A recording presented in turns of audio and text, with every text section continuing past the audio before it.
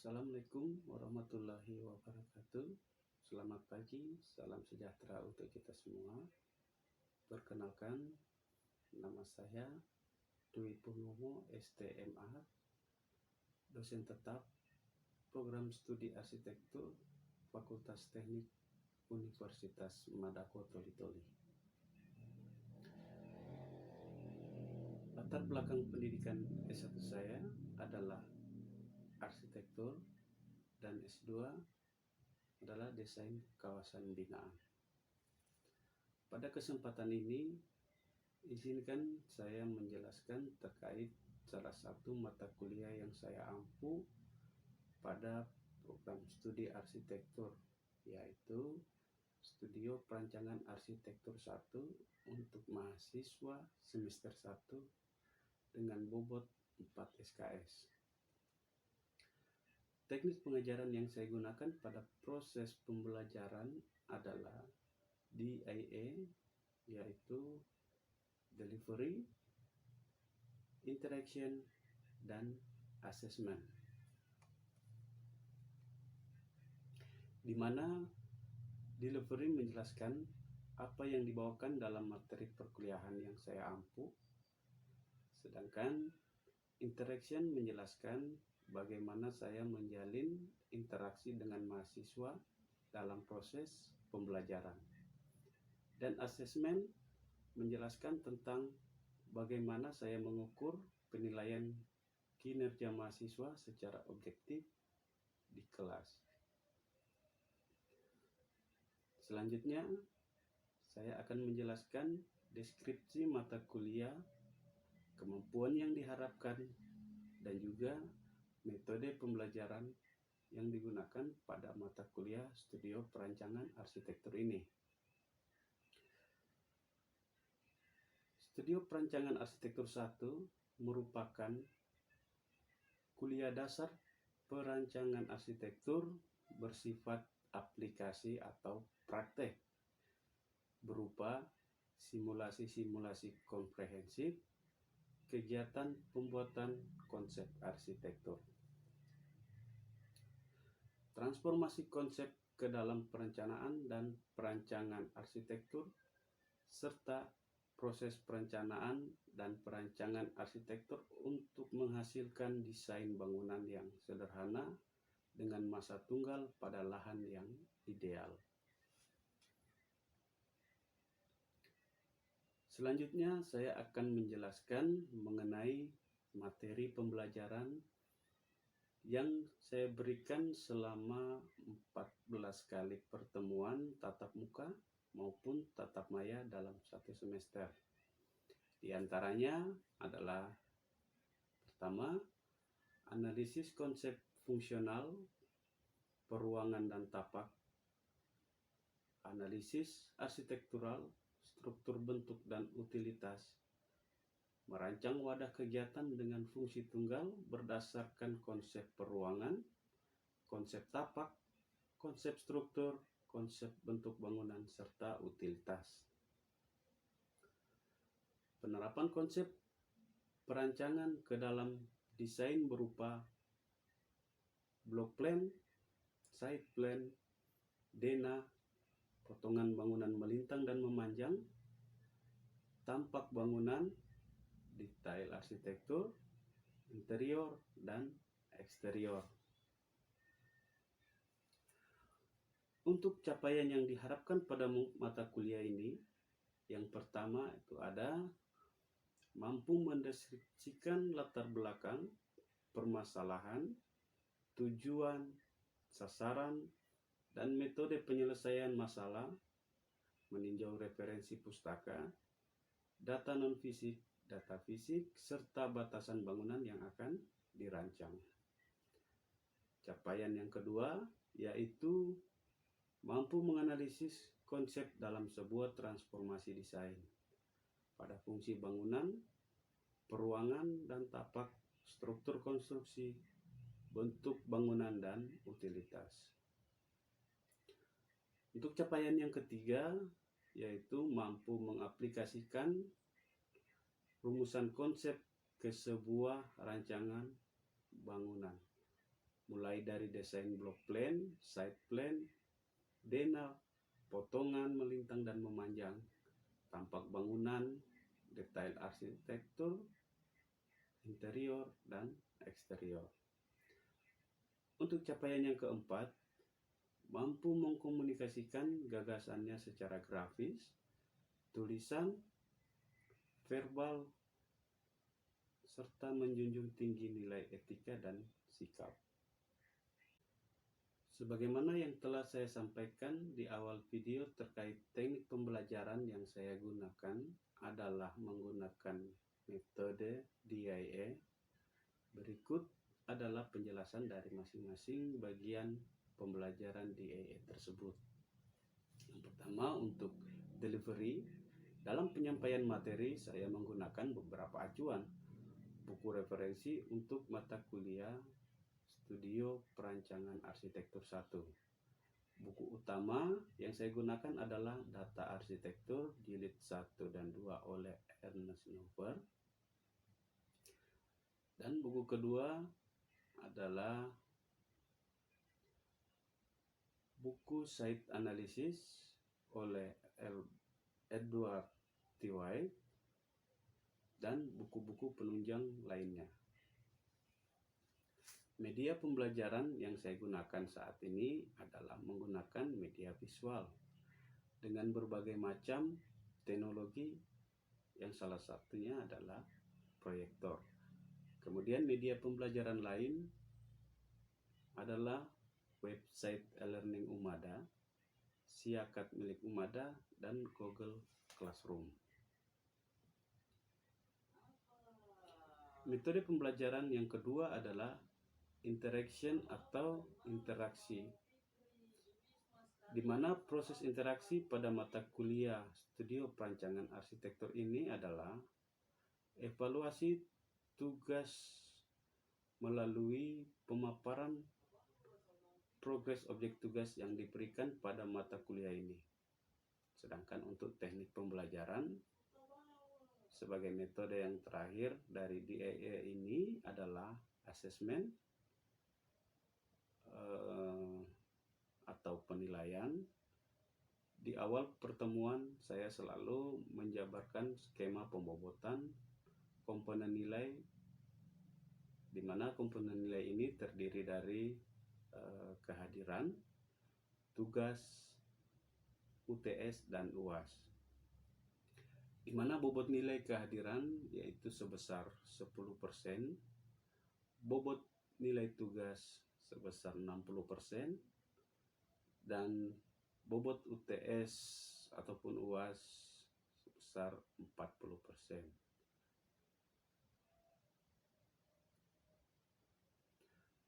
Tugas-tugas yang saya berikan pada mata kuliah ini adalah penyusunan konsep dasar perencanaan dan perancangan yang terdiri dari konsep pemilihan site, konsep analisa tapak, konsep ruang, hubungan ruang, organisasi ruang, serta volume ruang. Konsep analisa bentuk bangunan,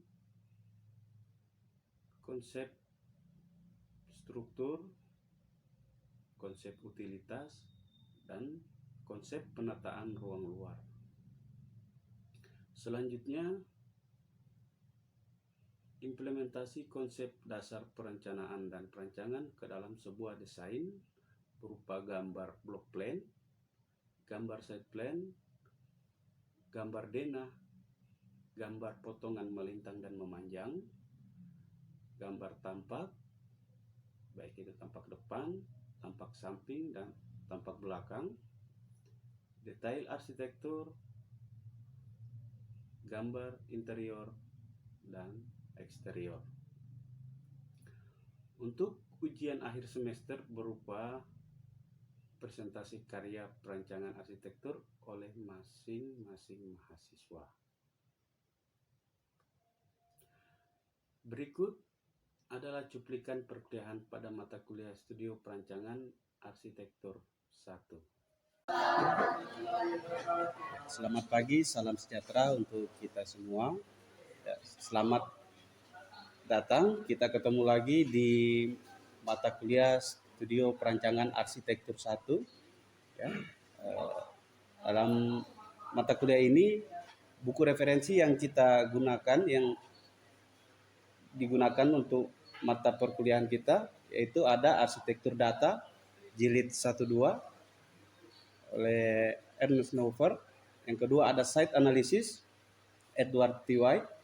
Dan yang ketiga ada Standar Arsitektur di bidang perumahan, Departemen Kim Praswil, dan buku-buku lain dalam bidang perencanaan dan perancangan. Ya, yang selanjutnya ini ada tahapan rumusan konsep dasar perancangan. Jadi di mana kita sebelum merancang suatu bangunan itu ada tahapan rumusan konsep dasar perancangan yang perlu kita susun, ya. Yang pertama itu di mana ada rumusan fungsi dan pelaku kegiatan. Contohnya di sini kita mau merancang atau mendesain satu bangunan dengan fungsi pendidikan, ya, dengan fungsi pendidikan, di mana kita harus mengidentifikasi pelaku kegiatan yang ada di fungsi bangunan tersebut. Contohnya pada fungsi bangunan pendidikan itu ada apa? Yang pertama ada apa? Ada guru. Jenis pelaku kegiatan, ya. Ada guru, terus ada siswa, terus ada apa lagi? Ada murid siswa, ya. Terus ada yang tata usaha, ya. Dari jenis pelaku kegiatan ini sehingga kita bisa merumuskan ruang-ruang yang akan kita butuhkan pada bangunan yang akan kita rancang, ya. Nah, selanjutnya ada rumusan konsep kebutuhan ruang, ya. Nah, dari jenis pelaku kegiatan tersebut kita kembali menyusun kebutuhan ruang berdasarkan pelaku kegiatan tersebut, ya. Jadi ruang, misalnya ada ruang kepala sekolah, terus ruang guru, ya, ruang tata usaha, terus ruang kelas, ya, untuk proses pembelajaran yang digunakan oleh siswa. Untuk yang ketiga itu ada konsep besaran, ya, besaran ruang, modul, dimensi, zoning, dan organisasi ruang, ya. Jadi untuk yang ketiga ini, setelah kita mendapatkan ruang-ruang yang kita butuhkan, kemudian kita masuk ke konsep besaran ruang. Kita menghitung besaran ruang yang dibutuhkan untuk tiap jenis ruang, ya. Selanjutnya itu ada zoning ruang. Ya, kita membuat di mana di sini kita membuat zonasi tiap-tiap ruangan, ya. Terus yang keempat itu ada rumusan konsep struktur dan bahan. Pada konsep ini kita akan menentukan sistem struktur yang kita gunakan, ya, mulai dari substruktur, terus superstruktur dan abstruktur, ya. Kemudian pemilihan terhadap bahan yang kita gunakan, mulai dari jenis atapnya, ya, jenis material untuk dindingnya, kolomnya, sampai ke bagian struktur itu jenis bahan apa yang akan kita gunakan. Nah, selanjutnya yang kelima itu ada rumusan konsep lokasi dan site plan. Di sini merupakan konsep pemilihan terhadap site, ya, site plan. Nah, saya contohkan di sini kita mau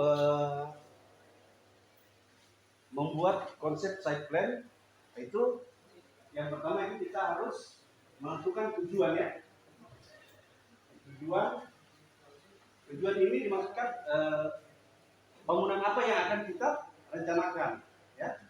Jadi misalnya kita akan membangun bangunan pendidikan, ya, saya contohkan bangunan pendidikan, kita harus menetapkan tujuan terhadap pemilihan site tersebut, ya. Jadi tujuan sini misalnya untuk mendapatkan site yang sesuai dengan peruntukannya untuk bangunan pendidikan, ya. Nah, terus yang kedua kita akan membuat dasar pertimbangan, ya. Dari bangunan pendidikan tersebut kemudian kita buat dasar pertimbangan kita untuk memilih apa? Memilih site ya. Yang pertama, misalnya sesuai dengan rencana tata ruang kota ya, RUTRK ya. Di mana data-data ini dapat kita ambil dari dinas terkait ya, untuk rencana umum tata ruang kota. Jadi kita tidak membangun seenak perut kita. Jadi daerah itu sudah mengatur berdasarkan rencana umum tata ruang kota. Misalnya pembagian untuk wilayah A itu untuk permukiman skala sedang sampai tinggi, terus ada pertanian, perkebunan, ya. Terus yang untuk wilayah B misalnya di situ untuk pendidikan, perkantoran, ya. Terus mungkin ada permukiman skala sedang. Jadi kita harus mengacu pada itu yang menjadi dasar pertimbangan. Kemudian yang kedua, apa? Yang menjadi dasar pertimbangan kita kalau kita mau memilih site. Nah, saya contohkan begini ya. Misalnya kamu mau mencari pacar, ya. Apa pertimbangannya kamu memilih pacar? Coba, Bisnandani. Kalau kamu mau memilih pacar, apa pertimbangannya? Misalnya, kamu mau punya pacar, apa yang menjadi pertimbangan kamu memilih pacar? Ayo, misalnya ini ya, untuk menjadi penyemangat, motivasi dalam belajar misalnya, ya, itu jadi dasar pertimbangannya. Kemudian yang kedua apa? Misalnya, ada teman untuk malam minggu, ya, jadi tidak jomblo lagi. Bagaimana? Nah, sekarang kita balik ke saat kita akan memilih satu site. Apa yang menjadi pertimbangan kita pada saat kita memilih site? Selain dari misalnya sesuai dengan RUTK. Potensi lahan ya.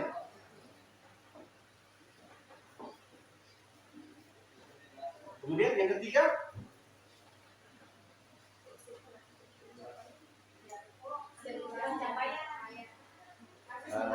kalau itu lebih ke kriteria saat kita mau memilih site.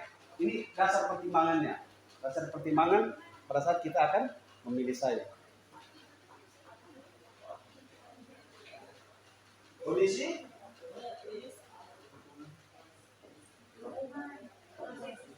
Kondisi tanah, ya, atau topografi, daya dukung tanah. Setelah ini kita masuk ke bagian analisa, ya. Analisa. Di sini input ya, masukkan di sini. Kemudian yang input itu ada output.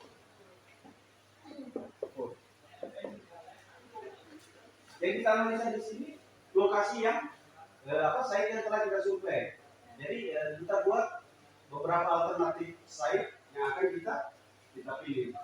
Misalnya site A berada di Jalan Veteran ya.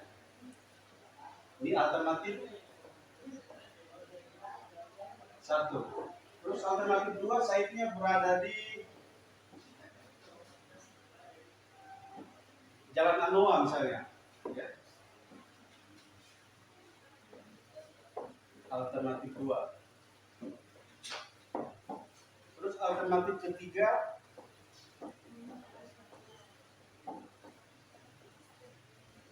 site-nya berada di Jalan Usman Binol. Okay.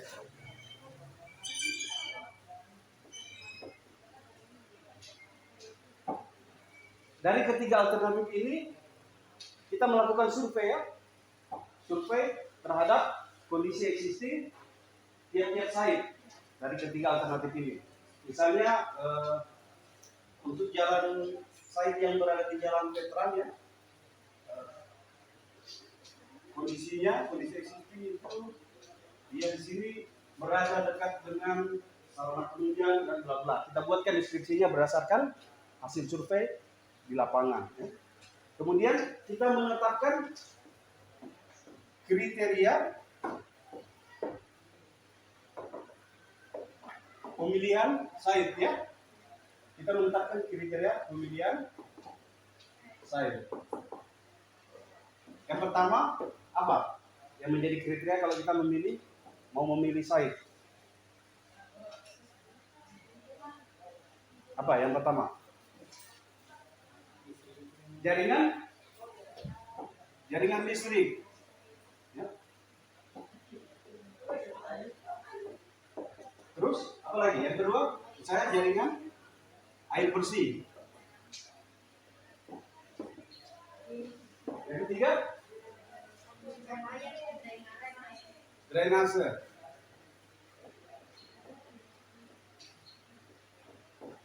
Yang keempat, ya kemudahan pencapaian ya, mudah diakses, aksesibilitas ya.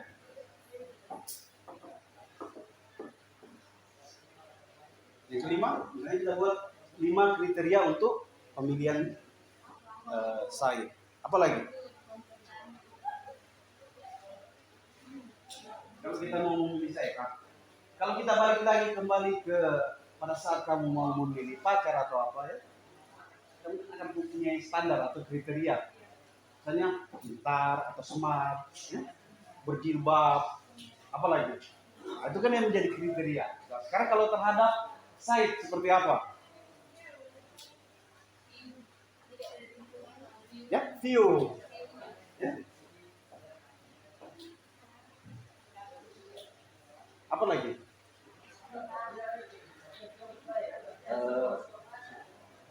Nah, misalnya kita buat 5 dulu ya.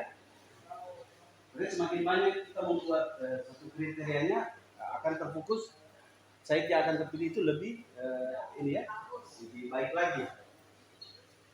Kemudian setelah kita menetapkan kriteria ini, kita masuk pada pembobotan site ya.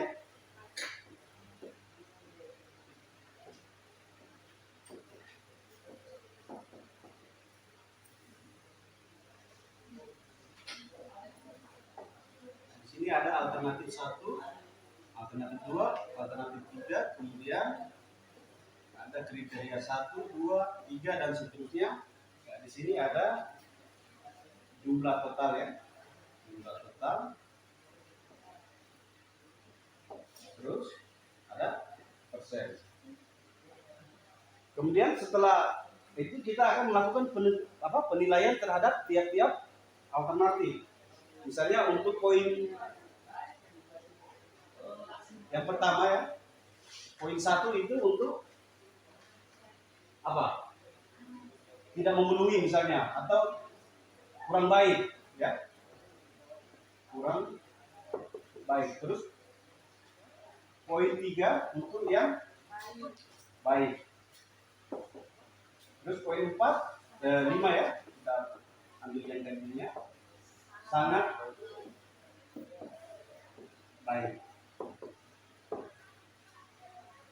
Berdasarkan standar nilai pembobotan ini, kita kemudian akan menilai tiap-tiap alternatif dari kriteria yang ada. Misalnya jaringan air bersih, pada alternatif 1, pada saat kamu survei seperti apa jaringan listrik. Misalnya tersedia jaringan listrik ya, kita beri poin 5 untuk yang alternatif 1.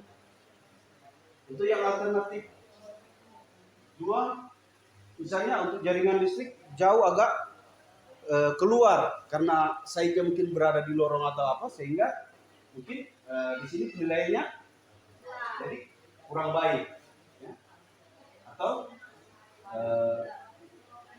baik ya. Yang poin 3. Terus yang alternatif ketiga, saya tidak ada sama sekali jaringan listrik. Berarti di sini akan kita menilai kurang baik, poinnya 1. Begitu seterusnya, mulai dari jaringan listrik, air bersih, drainase, dan sampai di view ya. Nilai terbesar dari hasil penilaian kita itu, maka itulah site yang terpilih yang akan kita gunakan. Sampai di sini dipahami ya?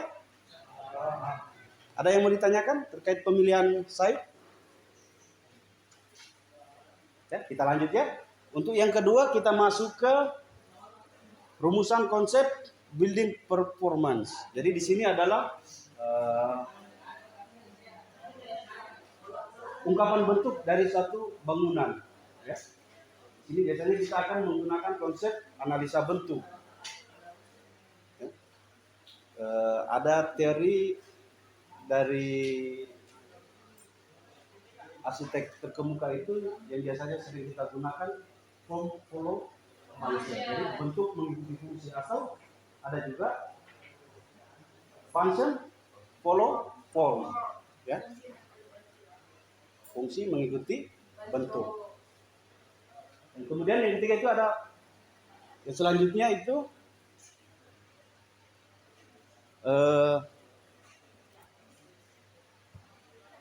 tahapan dalam perancangan, ya. Yang pertama itu adalah perumusan atau penetapan tujuan seperti yang sudah saya contohkan tadi. Pada saat kita menyusun konsep pemilihan site, kita akan menetapkan tujuan dari pemilihan site tersebut. Atau kalau kita mau merancang satu bangunan, kita harus menetapkan tujuan dari rancangan kita itu. Terus yang kedua ada input data, identifikasi masalah. Nah, itu kita lakukan pada saat kita melakukan survei, kita akan mengumpulkan data-data yang ada di lapangan. Seperti tadi misalnya pada saat kita menyusun konsep pemilihan site, ya, kita melakukan survei terhadap site plan, itu kita data-data perlu kita catat semua ya pada saat kita melakukan survei. Apa yang kondisi existing apa saja yang ada di lapangan pada site yang kita survei. Terus yang ketiga itu ada penetapan kriteria yang seperti saya jelaskan tadi, ya. Ada kriteria yang kita gunakan untuk melakukan pemilihan terhadap 3 alternatif. Terus yang keempat itu ada analisis berdasarkan kriteria yang ada. Ya. Di sini kita analisis melalui pembobotan, kita melakukan penilaian. Penetapan tindakan yang selanjutnya itu ada penetapan tindakan yang dianggap paling tepat. Ya. Setelah kita melakukan pembobotan atau semua, ya, di mana bobot yang tertinggi itu merupakan site yang terpilih yang menjadi output dari konsep pemilihan site. Nah, untuk yang selanjutnya di sini bisa kita lihat pada bagian pemikiran perancangan secara umum. Ya. Itu ada tujuan, kondisi. Nah, di sini kondisi yang seperti saya jelaskan tadi ya, pada saat kita melakukan survei terhadap kondisi existing dari site tersebut. Kemudian ada analisis dan hasil. Hasil ini ya berupa outputnya ya. Kemudian di situ ada di tujuan masuk ke data permasalahan kondisi, inilah yang kita survei pada saat di lapangan. Terus di bagian analisis ada alternatif 1, alternatif 2, kemudian ada kriteria, dan yang terakhir ada outputnya site yang terpilih. Nah, untuk selanjutnya analisis perancangan itu yang kita lakukan pada bagian ini itu ada yang pertama fungsi esensial dari suatu bangunan. Ya. Nah, kita harus mengetahui fungsi dari bangunan yang akan kita rancang itu apa fungsinya, kemudian melakukan identifikasi terhadap pelaku kegiatan yang ada. Pertemuan hari ini saya akhiri sampai di sini ya. Kita ketemu lagi minggu depan di pertemuan berikutnya pada hari yang sama, waktu yang sama, dengan materi lanjutan yaitu perhitungan besaran ruang, hubungan ruang, frekuensi hubungan ruang, dan skema metrik hubungan ruang. Dengan mengucapkan Bismillahirrahmanirrahim. Wassalamualaikum warahmatullahi wabarakatuh.